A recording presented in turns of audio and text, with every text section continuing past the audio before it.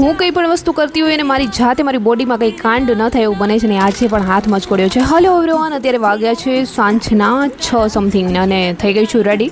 અને આજકાલ મેં નજીકના એક નાનું એવું ગ્રાઉન્ડ છે તો ત્યાં રનિંગ કરવા જાઉં છું. ફાઇનલી નીચે આવી અને મારી લીવો કરી દીધી સ્ટાર્ટ અને લીવોને પકડવાની હાથમાં આજે ત્રેવડ બિલકુલ ન હતી, છતાં બી લઈને બહાર નીકળવું પડ્યું છે. ત્યાં અમારું ડાકુ દેખાઈ ગયું અને કહે છે કે માસી મને પણ બેસાડી લે. ચલો ફાઇનલી અમારા ડાકુને લઈને પહોંચી ગઈ છું ગ્રાઉન્ડ અને અત્યારે રનિંગ સ્ટાર્ટ કરીશું. કોઈની કાલે કમેન્ટ્સ હતી કે ન્યૂ પોલીસ ભરતી માટે છે તૈયારી સ્ટાર્ટ કરી દીધી છે, બટ નો. હવે કેવું છે કે ભરતી આવે ન આવે, આવવાની છે ફાઇનલ છે, બટ હું તૈયારી અત્યારે કરતી નથી.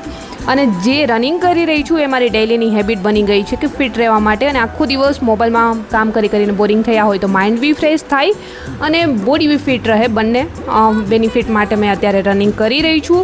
અને બહુ બધા બહેનોને ફિટનેસ વર્કઆઉટ બી મેં સ્ટાર્ટ કરાવ્યું છે તો એમના માટે પણ જવાનું હોય છે, તો એટલા માટે બધું મારું વર્ક થઈ જાય એટલા માટે આ બહેનોને મેં મોર્નિંગમાં કરાવું છું, સાંજના ટાઈમે નહીં, કે બોડીમાં વેટ લોસ માટે એ લોકોને ખાસ કરીને કે જે લોકોનું બોડી હેવી હોય તો વેટ લોસ માટે વર્કઆઉટ કરાવું છું.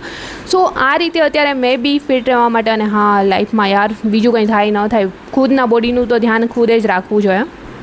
સો ચલો અત્યારે આ રીતે મેં છે આવી સ્ટ્રેચિંગ કર્યું, વોર્મઅપ એન્ડ ધીમે ધીમે રનિંગ કર્યું, કેમ કે હવે છે આપણે ભરતીની તૈયારી માટે દોડતા નથી તો નોર્મલી રનિંગ કન્ટિન્યુ લોંગ કરીએ તો ચાલે. તો મેં બી કંઈક આ જ રીતે કરું છું. બટ હા, કોઈની કમેન્ટ્સ હતી કે મારે બી બિઝનેસ કરવો છે તો મને જણાવજો શેનો કરવાના છો.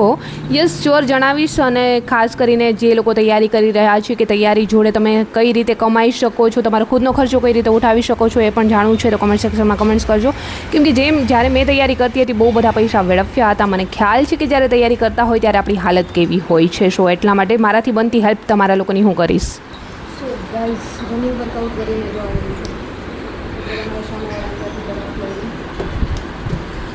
હાથ મચકોડાઈ ગયો તો ડૉક્ટરને બતાવ્યું તો બરફ ઘસવાની કીધું એટલા માટે.